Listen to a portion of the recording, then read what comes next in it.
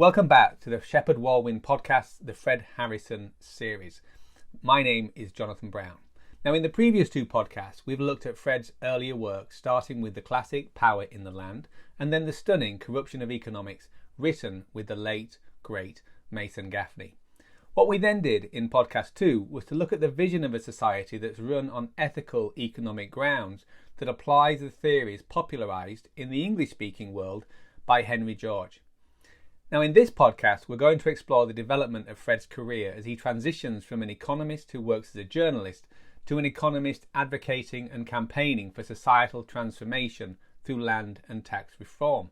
And we begin this journey with Fred heading to the former USSR as it transitions to a market economy, and we then return to the UK and the Blair government, who at the time, in 1997, were claiming to want to have something called the third way of economics. Now, given that we all know how that went and that the 2007 to 2008 crash happened as a result of them ignoring Fred's advice, what we're then going to look at is, given his lack of success influencing the politicians, we explore what he did next with his research and his campaigning. Then in 1990, the Communist Party in Russia capitulated. Communism came to an end, the USSR collapsed, and I thought, well, now is the opportunity to apply the economic theory in a society that was starting from scratch, which would hopefully be rational enough to rebase their economy on the principles of justice, which would have been easy to do in Russia because all the land and natural resources were already in the public domain. Nobody would have been upset if Boris Yeltsin, as Prime Minister, had said, we're keeping these assets in the public domain and all you do is pay the rent for them, but we won't be taxing your wages, and when you create new enterprises and sell on the world markets, we won't be taxing your profits because the revenue is coming just from the rents. This made eminent sense, except that the Western governments, the US and the UK and even Brussels, sent their diplomats and their professors to tell the Russian government that they ought to privatize all these assets, and they had the ear of Boris Yeltsin, and he was also being pushed by people who wanted to get rich quick, which is how they came to buy the state assets at knockdown prices, and the emergence was the oligarchy. Well, after 10 years of my colleagues from around the world working in Russia for no reward except the satisfaction of participating in what could have been a historic development, a whole nation rationally basing its economy on the principles of justice, after 10 years I could see it wasn't working. This was a tragedy because a lot of people who were professionals, both academics and in the property industry, who advocated the need to retain the rents of the natural resources in the public domain, they had come from all over the world to give their services free to Russia. They came from the west coast of America to the east coast of Australia, from the northern part of Europe to the southern part of Africa. We all converged as volunteers on Russia to help the Russian government get it right. But no, we couldn't compete with the blandishments from Western governments, which just wanted the bog standard capitalist model put in place in Russia. So what were the other forces that you saw came in and corrupted that process? It was in the interests of the West not to have an alternative model emerge in Russia that would reveal the flaws in the capitalist model. What the West had to do in order to sustain the standard capitalist model of economics was persuade Russia to just simply create a carbon copy. So the professors that went over there, like Jeffrey Sachs, an eminent professor now with the achievements of being advisor to the UN and so on, they proposed shock therapy. Just sell the public assets, create a market economy of the kind that existed in the West, and this was supposed to be the solution for the post-Soviet Russia. Well, that's what in the end happened, except that because it was all done in a rush, it created not an aristocratic class of landowners, it created a mafia body of individuals, the oligarchs, who acquired these vast resources, made them hugely rich in double quick time, using methods that included murder in order to eliminate the competition.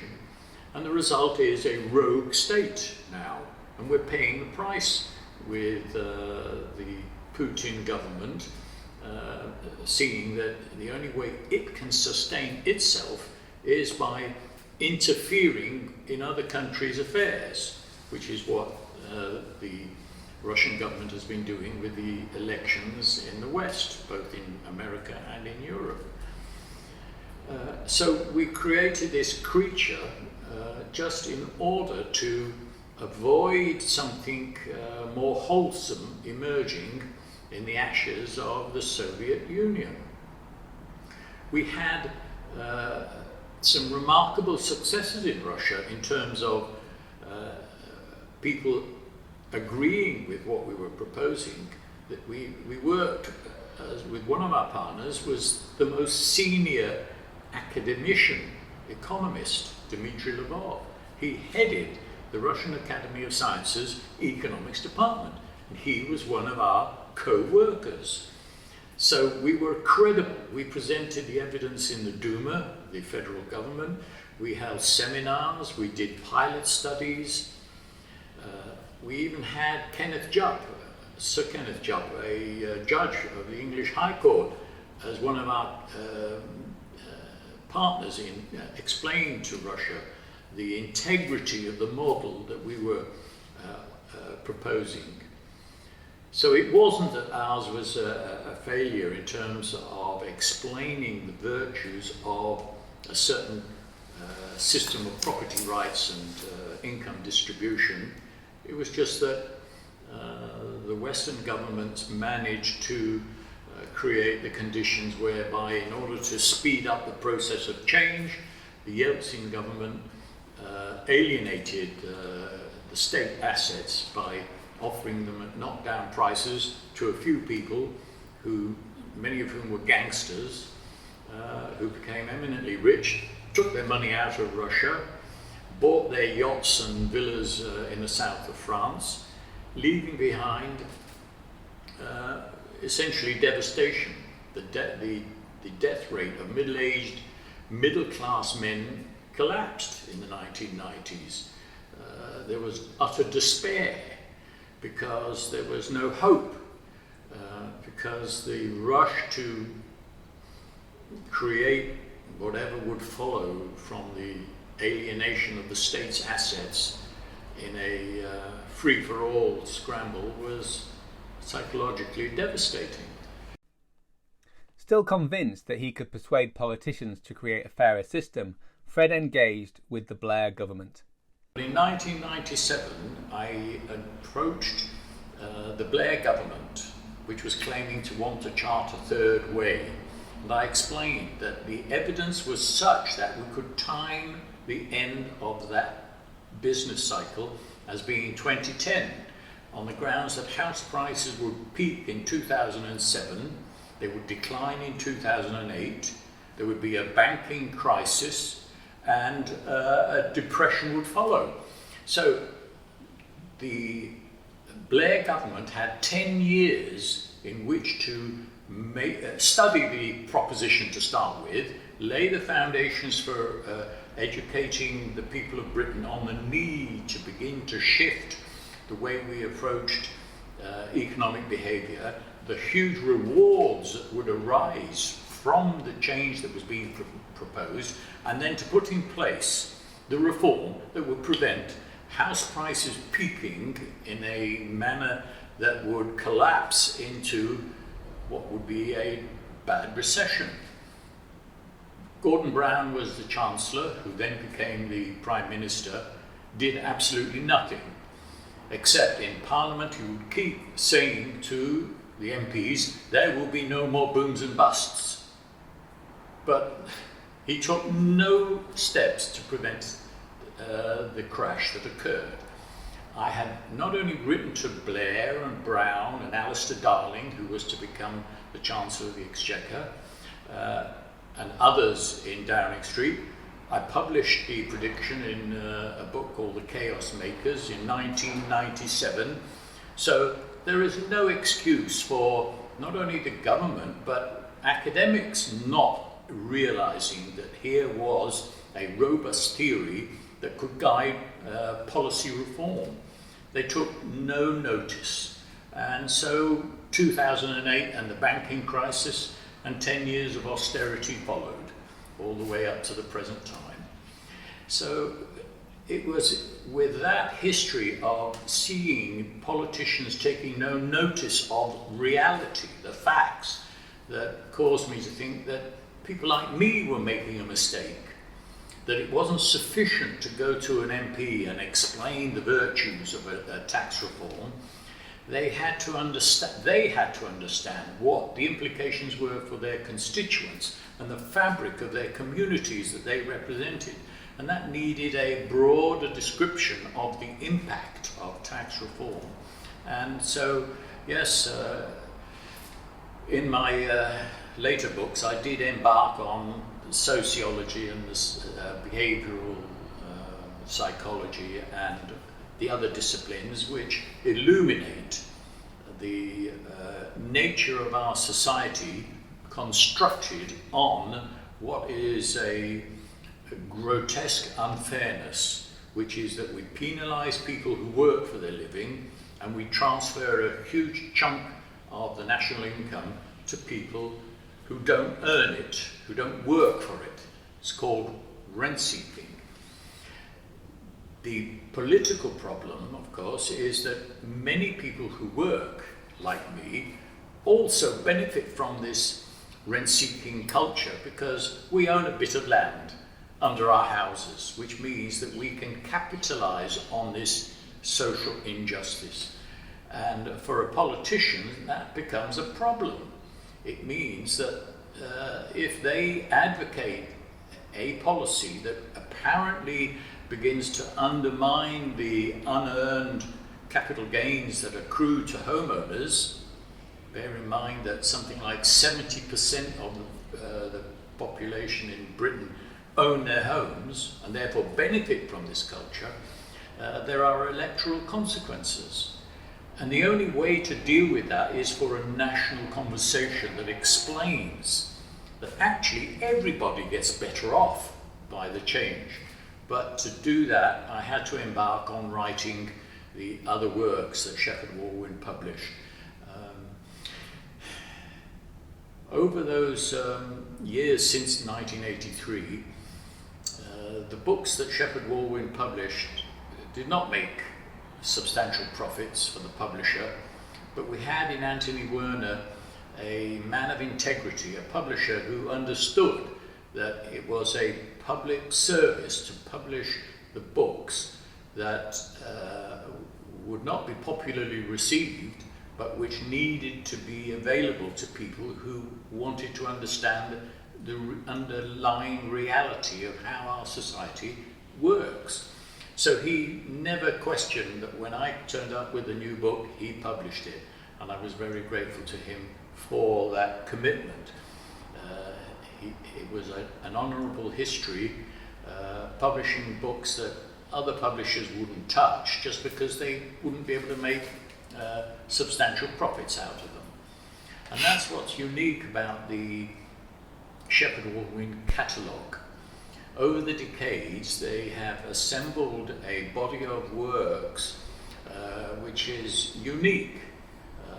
today, anybody who wants to begin to understand the reality of how the economy and society works can get most of the information from one catalogue, one website, which is Shepard Walwyn's. Well, that's phenomenal. In recent years, I've been studying the works of other authors, the distinguished professors from Harvard and Oxford, who received the attention in Financial Times and the other journals, looking for if they had any understanding of the reality of this society that was constructed from the beginning, historically, on the basis of an injustice, and whether they understood that there was this primary need to change the financial system in favour of economic efficiency and justice. And almost no works of any of these published authors contains even a hint of the kind of change that needs to be implemented in order to get out of the trap that our society is in. And so I realized that we couldn't rely on the mainstream publishers or the media. There were honourable exceptions like Joseph Stiglitz, the Nobel laureate, yes. And occasionally the Financial Times acknowledges the need to change the tax regime in favour of raising more revenue from the rents that people generate.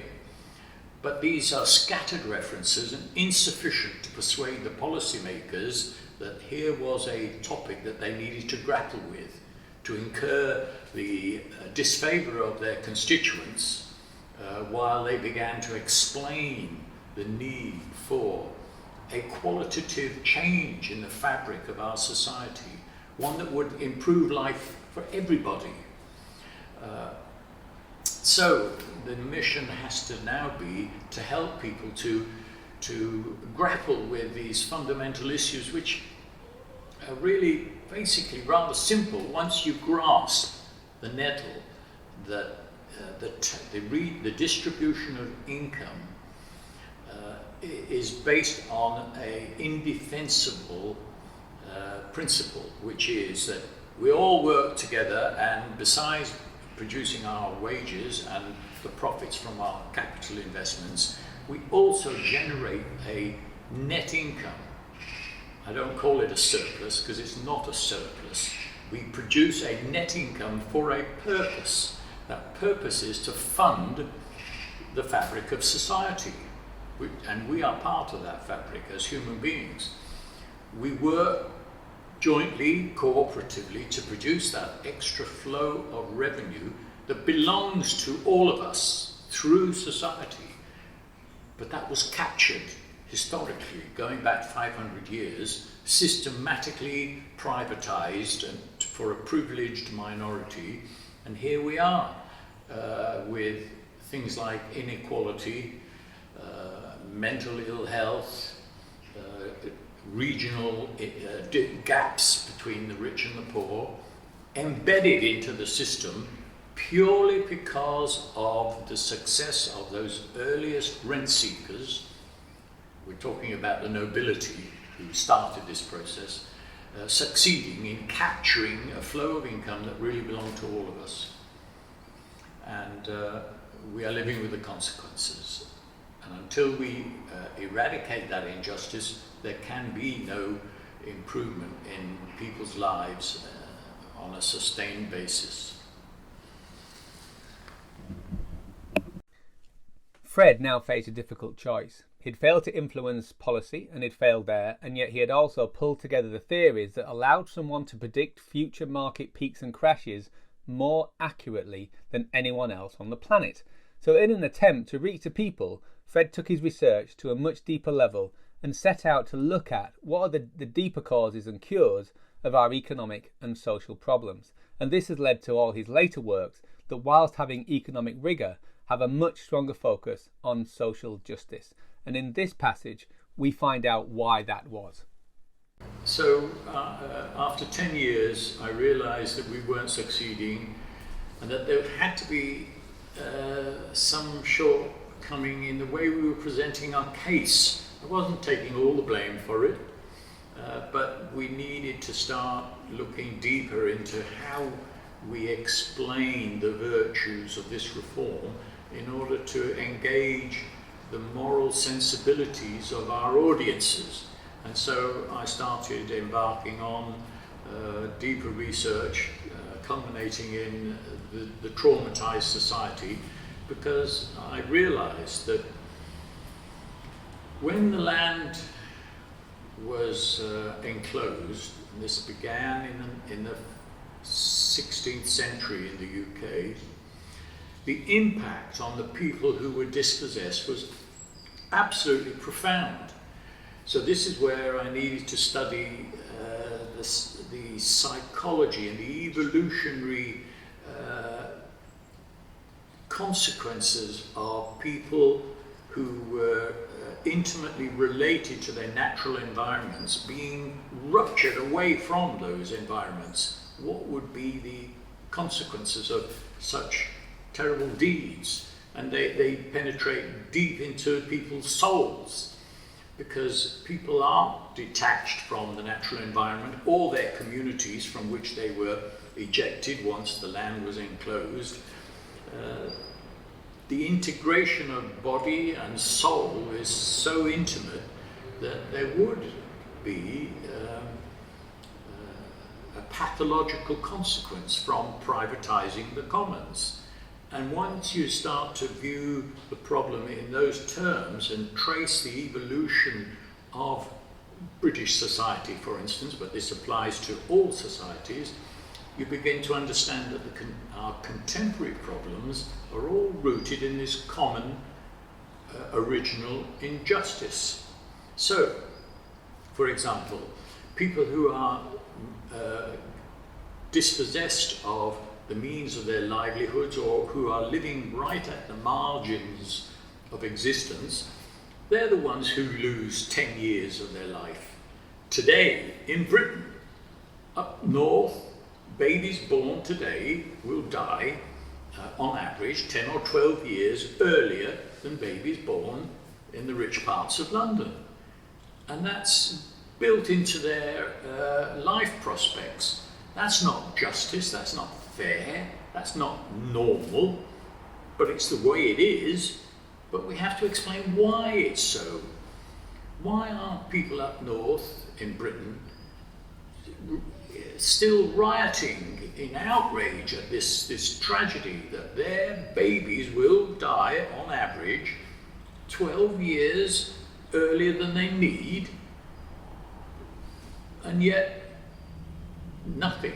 So I had to explain why. Why were people quiescent?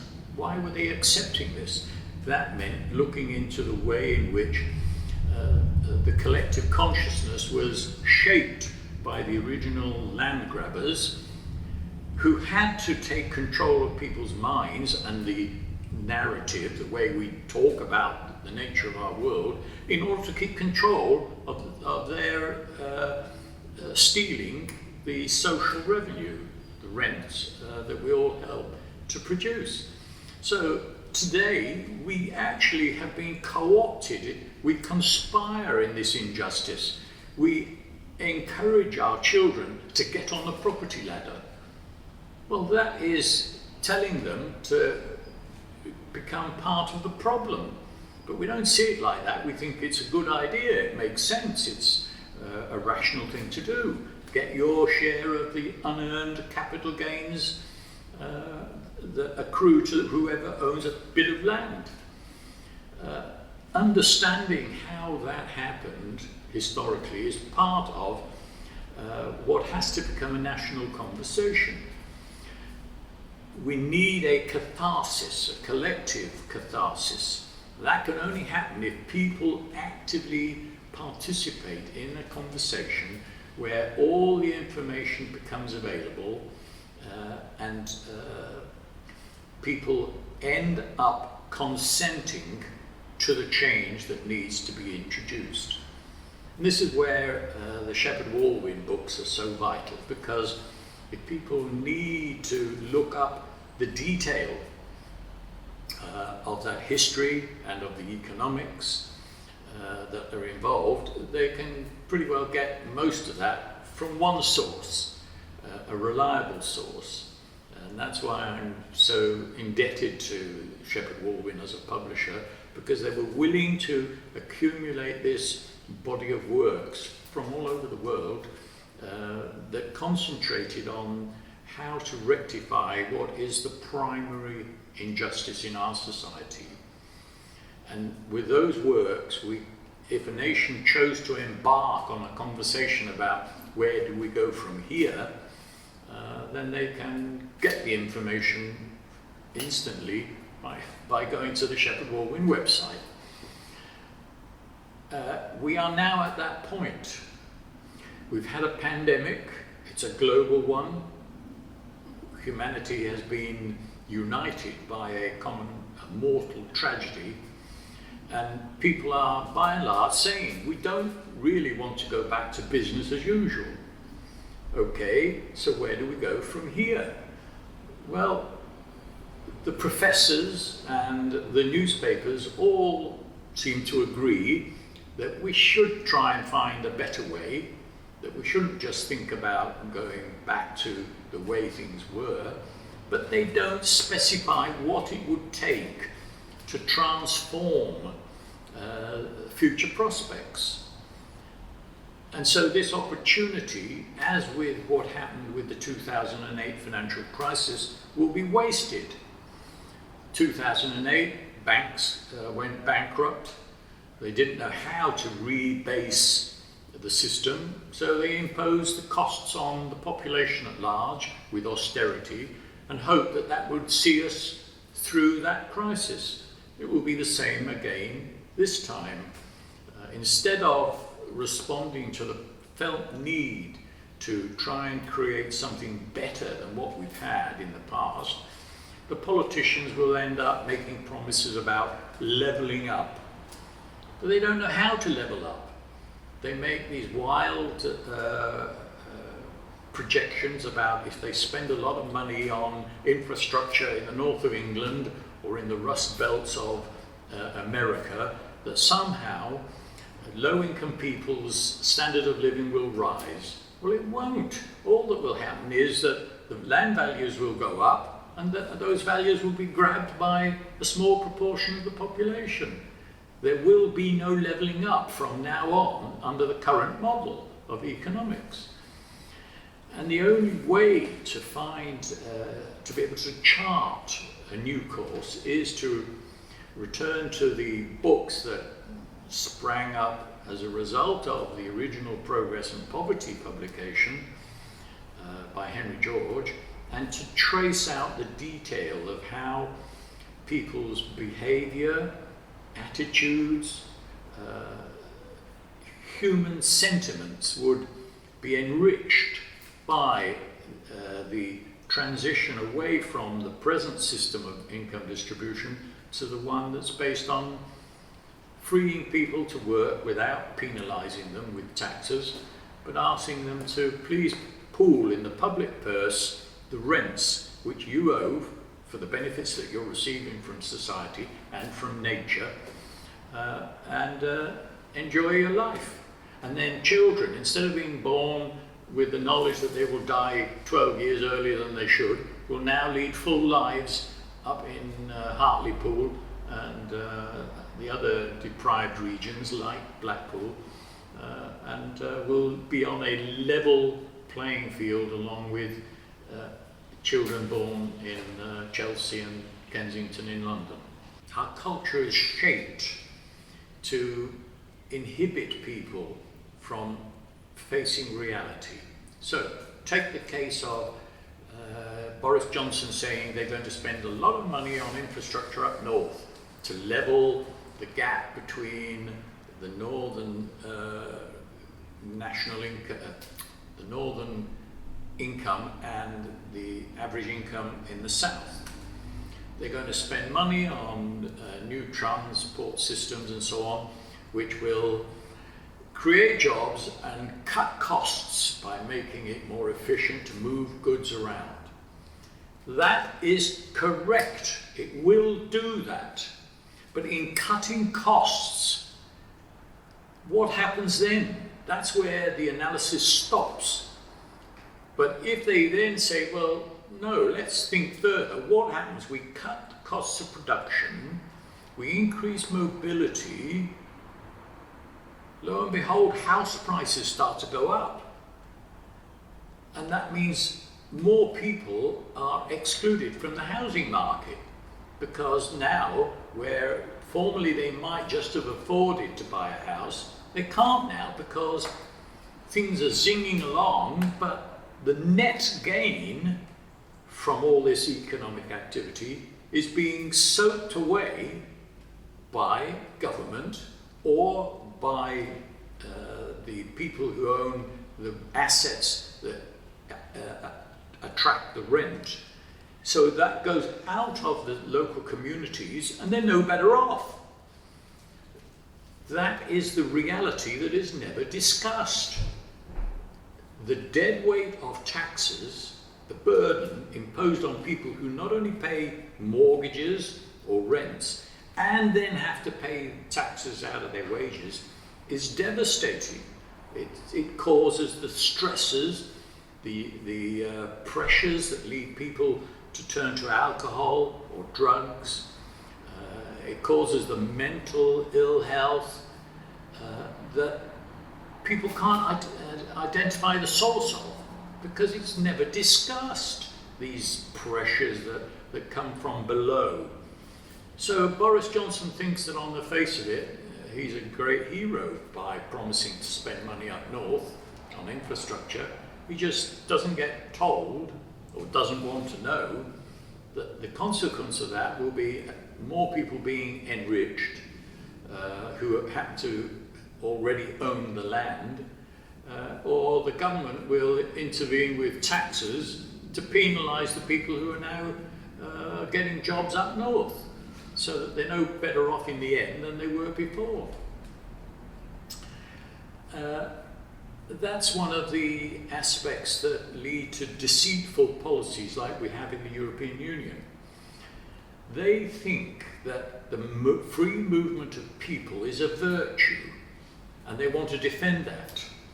And they talk about it as being part of the open society, the open economy, which Britain has abandoned. But this free movement of people was just a device to, so that they didn't have to come to terms with the reality. The reality is that people are pushed out of the regional economies because they can't make a living there, because all of the rents are being sucked into the centre. So people lose the right to remain in their communities for reasons that nobody's talking about. And so they have to up stakes and move to live in Paris or London or Brussels or Berlin. They would rather have remained in southern Italy or in Eastern Europe or in parts of Greece or southern Spain, but they just can't make a living out of it. They can't start their families there.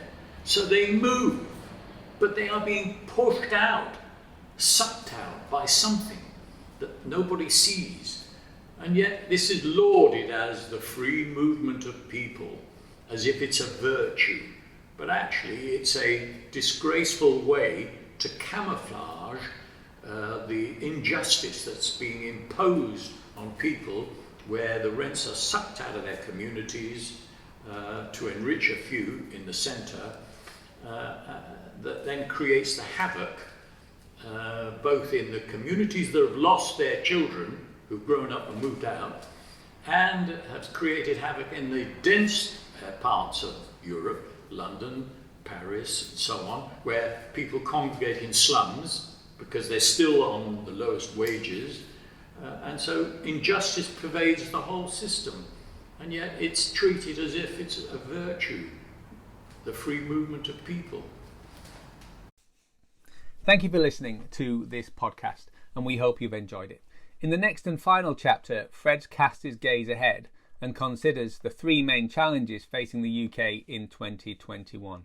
The pandemic and Brexit and what we do now, how economies or communities can handle the challenge of online retail and online media, and then perhaps the most important economic agent in this cycle, China. What's going to happen there and what can we do about it?